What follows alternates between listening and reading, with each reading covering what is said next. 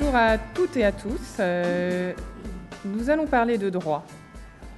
Et commençons peut-être par le début, par les enjeux avant la conclusion. Les enjeux du BYOD sont en effet complexes, globaux, juridiques, RH, sécurité, très très complexes, l'aspect juridique n'étant qu'un aspect. On l'aura compris à l'écoute des deux premières présentations, tout le monde apporte maintenant son bien sur le lieu de travail. Avant, c'était l'apanage des geeks. Donc maintenant, tout le monde devient un geek. Après, ça, c'est que tout le monde aussi a un rapport, je dirais maintenant, émotionnel avec son matériel. On le personnalise. Voilà, donc il y a une émotion, il y a une personnalisation qui va être prise en compte. Et on va vouloir conserver cette personnalisation. Donc c'est deux choses qui sont tout sauf juridiques, mais qui devront être prises en compte au fur et à mesure de cette problématique. Donc que ce soit du bring your own device ou que ce soit du buy your own device, on va voir un petit peu les aspects. On va voir un petit peu les enjeux, la complexité. Mais avant toute chose, nous allons revenir aux fondamentaux du droit. Quelle est la relation de travail? Quel est le lien de subordination?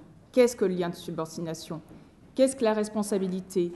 Et revenir d'autant plus aux fondamentaux parce que nous allons revenir à l'origine du Code de Napoléon, nous allons revenir en 1804, puisque comme le disait Lazzaro très justement, actuellement c'est un sujet à la mode, tendance, mais il y a toujours eu des gens qui sont venus avec leurs objets personnels sur un lieu de travail.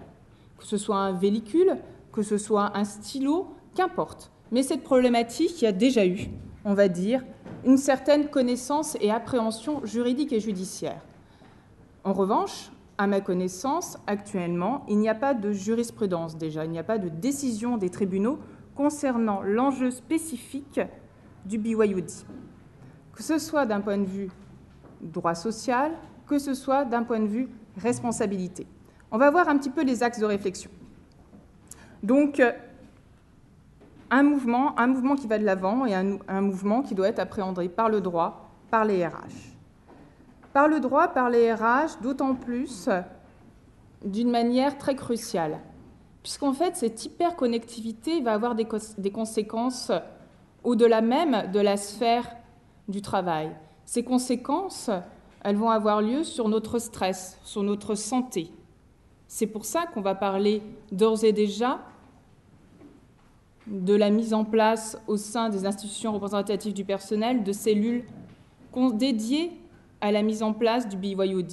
Je pense plus particulièrement aux entreprises qui ont plus de 50 salariés et qui ont un CHSCT, où il va y avoir des commissions de travail concernant le stress. Il va y avoir aussi des commissions de travail, des réflexions qui sont menées au sein des entreprises concernant la discrimination. Alors la discrimination est extrêmement, il faut l'éviter, ça va de soi au sein d'une entreprise, mais c'est quelque chose, on va dire, qui s'insinue.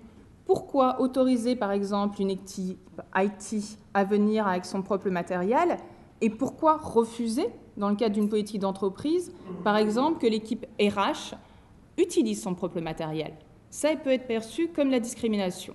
Donc des enjeux, vous voyez, qui vont au-delà de l'aspect sécurité, au-delà des simples équipements, mais qui font partie d'une réflexion globale dans le cadre de l'organisation et de la gestion de la vie de l'entreprise. Donc l'aspect juridique, de prime abord, doit être défini. L'aspect juridique et RH. Alors, jusqu'où l'entreprise peut-elle maîtriser le terminal personnel de l'utilisateur? C'est la fameuse frontière vie privée, vie personnelle. Jusqu'où l'employé, le salarié, peut-il, quant à lui, conserver les données de l'entreprise? Qu'en est-il de la perte, du vol, de l'intrusion, de la diffusion? Et les autres questions, encore une fois, ce n'est pas exhaustif. Il y en a pléthore. Et toute entreprise aura ses questions spécifiques. Mais comme je vous disais en introduction, revenons au principe. Le principe, c'est une relation de travail. C'est un contrat de travail signé entre un salarié et son employeur. La relation est la suivante, un lien de subordination. J'ai cette mission qui est définie dans le cadre de mon contrat de travail. En contrepartie de cette mission, je dois l'exécuter et je perçois une rémunération. Lien de subordination, quelque chose de très classique, de connu de tous. Comment je fais pour faire respecter ce lien de subordination? Puisqu'en contrepartie de l'accomplissement de cette fonction, de cette mission qui m'est définie dans mon contrat de travail, l'employeur doit me mettre tous les moyens pour me permettre d'exécuter cette mission. Est-ce qu'il n'y aurait pas d'ores et déjà une faille quand l'employeur ne me donne pas les moyens d'exécuter ma mission et quand c'est moi, employé, qui viens avec mon propre matériel sur le lieu de travail? Question ouverte. Premier point. Quand je viens avec mon propre matériel sur le lieu de travail, est-ce que je dois obtenir une autorisation de l'employeur afin de pouvoir me connecter, afin de respecter la politique de sécurité? Est-ce que l'employeur va devoir me demander si je suis bien à jour de mes licences, si je n'ai pas téléchargé des films ou autre chose par rapport aux réglementations existantes, que ce soit Adopi, que ce soit le droit d'auteur d'une manière générale? Autre question, comment gère-t-on, encore une fois, ces frontières et comment gère-t-on cette relation contractuelle qui est fondamentale? Et après, si moi, en tant que salarié, je cause un dommage à un autre salarié à cause de mon outil, de mon moyen, ou l'inverse, ou à un tiers ou à un client, que se passe-t-il? Donc, vous voyez, beaucoup de questions, encore une fois de manière non exhaustive, et surtout, si on revient d'ores et déjà à la relation de travail, une question clé. Est-ce qu'il n'y a pas une rupture de prime abord si l'employeur ne me fournit plus les moyens d'exécuter ma mission? Et si c'est à moi, salarié, de lui fournir?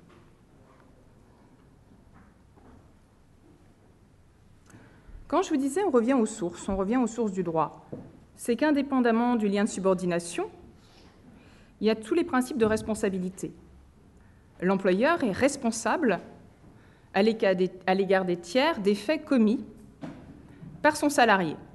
Grand principe de la responsabilité qui, comme je vous le disais en introduction, date d'il y a bien longtemps.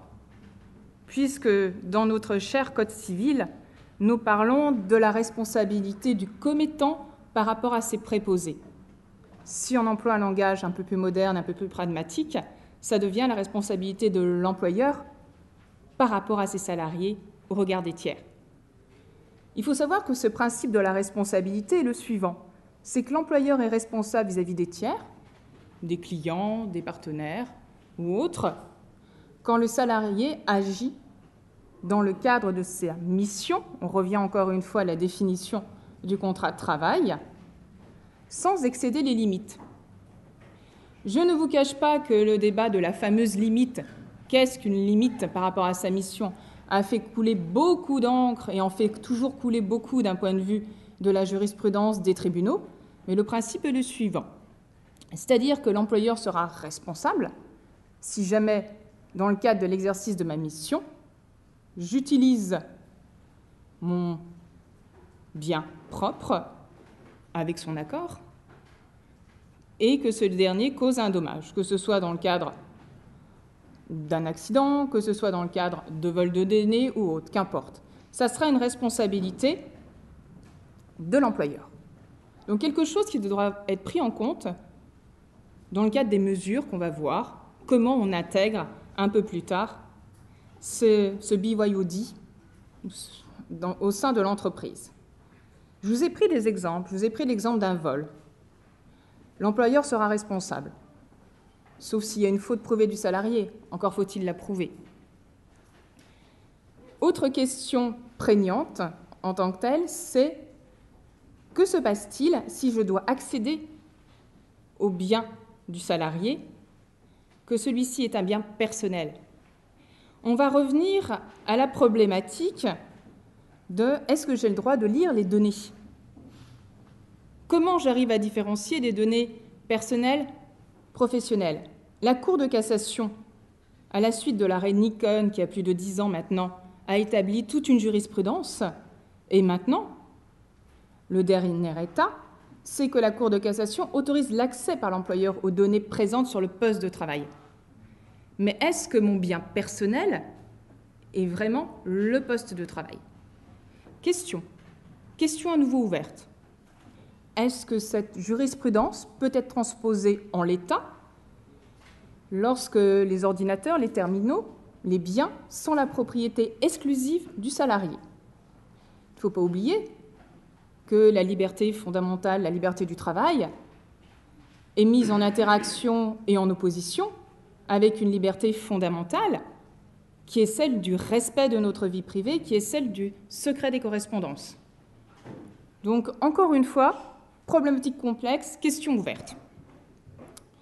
Alors, je vous pose beaucoup de questions, je soulève beaucoup de problématiques depuis le début de cette intervention, mais peu de solutions. Alors, il y en a, encore heureux. Après, il faut aussi une réflexion dans cette mise en place. Une réflexion à plusieurs stades. Une réflexion qui va se faire en concertation.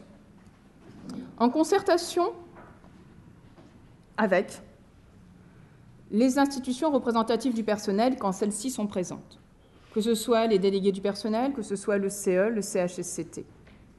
Important de mettre les institutions représentatives dans la boucle dès le début. Une concertation qui va se faire aussi par rapport quels vont être les moyens utilisés. Est-ce que c'est l'entreprise qui va effectivement donner une certaine somme aux salariés pour acheter les biens? Donc là, ça pourrait être qualifié d'avantage en nature.